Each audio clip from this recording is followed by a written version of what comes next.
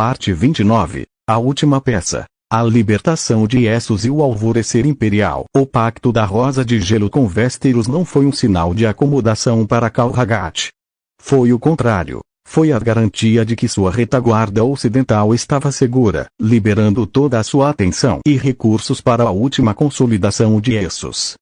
As cidades livres, Pentos, Mir, Lys, Tirosh, Volantis, Norvos, Conor e as ilhas de Lorath e Bravos, existiam há séculos como uma coleção de repúblicas mercantis, senhores da guerra e teocracias, todas, de uma forma ou de outra, ainda independentes.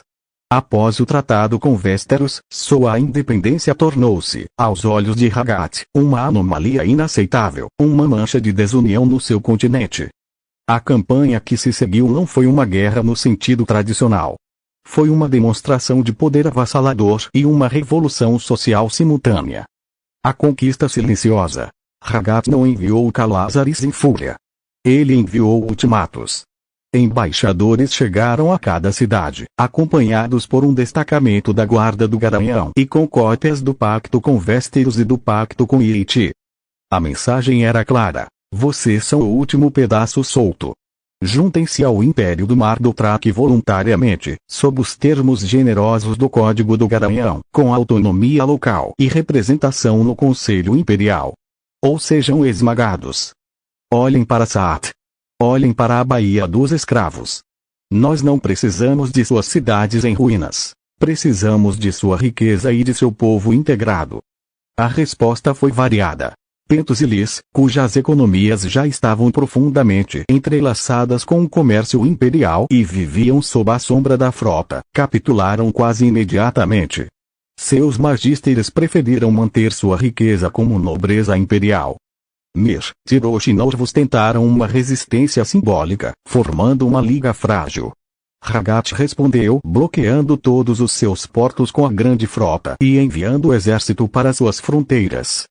A guerra durou menos de um mês, terminando com a rendição incondicional. Volantis, a mais orgulhosa e cheia de escravos, tentou resistir. Raghat usou sua arma mais nova. O golpe de mestre, o Edito da Liberdade Imperial. Antes mesmo de mover um soldado contra Volantis, Raghat fez uma proclamação que ecoou por todo o mundo conhecido, partindo dos alto-falantes de Vaes Raghat. A partir deste dia, a escravidão está abolida em todo o Império do Mar Dothraki e em todas as terras que sobre ele recairá a nossa sombra. A posse de uma pessoa por outra é um insulto à força do cavalo alado e ao fogo do dragão. Todos os que hoje vivem em corrente são livres.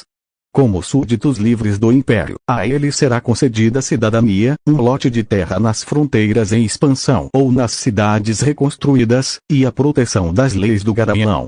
Foi um movimento de gênio diabólico. Ao mesmo tempo que atacava a base econômica e social de Volantis e de Conor, ele se apresentava como um libertador.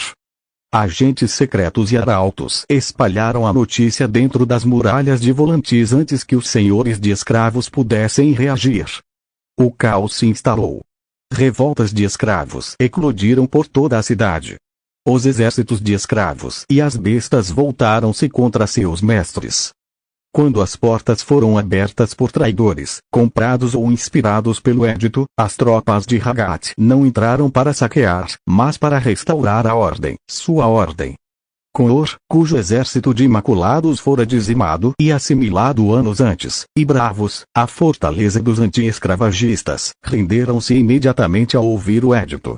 Bravos, de fato, viu em Raghat um aliado inesperado, ainda que aterrador. A integração e a nova ordem.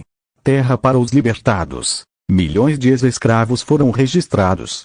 Muitos receberam terras nas novas províncias das Montanhas de Ossos, nas planícies menos habitadas ou nas cidades em reconstrução da Baía dos Escravos. Eram cidadãos de segunda classe? Sim, inicialmente. Mas eram cidadãos, não propriedade. Sua lealdade ao império que os libertou foi, em sua maioria, fanática. Indenização e conversão. Os antigos senhores de escravos das cidades livres não foram massacrados. Foram indenizados com títulos de nobreza imperial vazios e com promessas de participação nos lucros do novo comércio imperial, controlado por Tyrion. Seus ativos foram confiscados e convertidos em capital de partida para os libertos. A resistência foi punida com execução sumária e confisco total. O fim das cidades livres. Elas não foram destruídas. Tornaram-se províncias imperiais. Pentos, Mir, Lis, etc. agora eram capitais regionais, governadas por um satrapa, geralmente um co-veterano ou um nobre local colaborador, e por um conselho que incluía representantes dos libertos. Impacto e reações no coração do império. Daenerys Targaryen ficou completamente estupefata. Ela, que libertara escravos em Meereen e fracassara, via seu filho fazer isso em escala continental como uma eficiência brutal. Não foi por bondade, mas por estratégia de Estado. Ainda assim, foi o cumprimento de seu sonho mais profundo, mesmo que realizado por motivos que a assustavam. Ela chorou por dias, de emoção e de confusão. Khal Drogo não entendeu. Um homem forte não dá presentes. Ele toma. Rhagat explicou. Eu não dei. Troquei. Troquei correntes por lealdade. Um ex-escravo que luta por sua nova terra é 10 vezes mais feroz que um mercenário.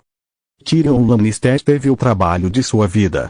Integrar as economias das cidades livres, gerenciar a redistribuição de terras em massa e criar um novo sistema tributário foi um pesadelo logístico. Ele acabou com a escravidão e me escravizou a uma pilha de papéis do tamanho da muralha, brincou amargamente. As rainhas viram seu mundo expandir ainda mais. Agora tinham que lidar com a cultura volantena, a astúcia Braavosi, a religiosidade Qorik. O harém tornara-se um parlamento de povos.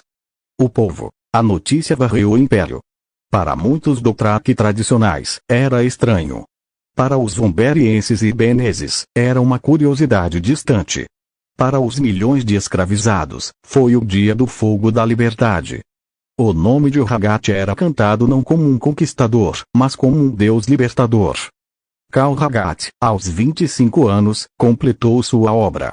Todo Essos, de Ibn a Volantis, das montanhas de Ossos ao mar de Giscar, estava unificado sob um único governo, uma única lei, e agora, um único princípio social, a proibição da escravidão. Ele não conquistara apenas terras, conquistara a narrativa. Não era mais apenas o garanhão que monta o mundo. Era o libertador do leste, o arquiteto da paz perpétua, com Ient e Westeros, e o unificador de um continente. O cavalo alado do fogo não voava mais sobre campos de batalha, mas sobre um império em paz, em reforma, em construção. O menino criado para ser um grande guerreiro tornara-se o maior estadista que o mundo já vira. E agora, com o mundo finalmente organizado de acordo com sua vontade, a única questão que restava era: o que faz um Deus quando sua criação está completa?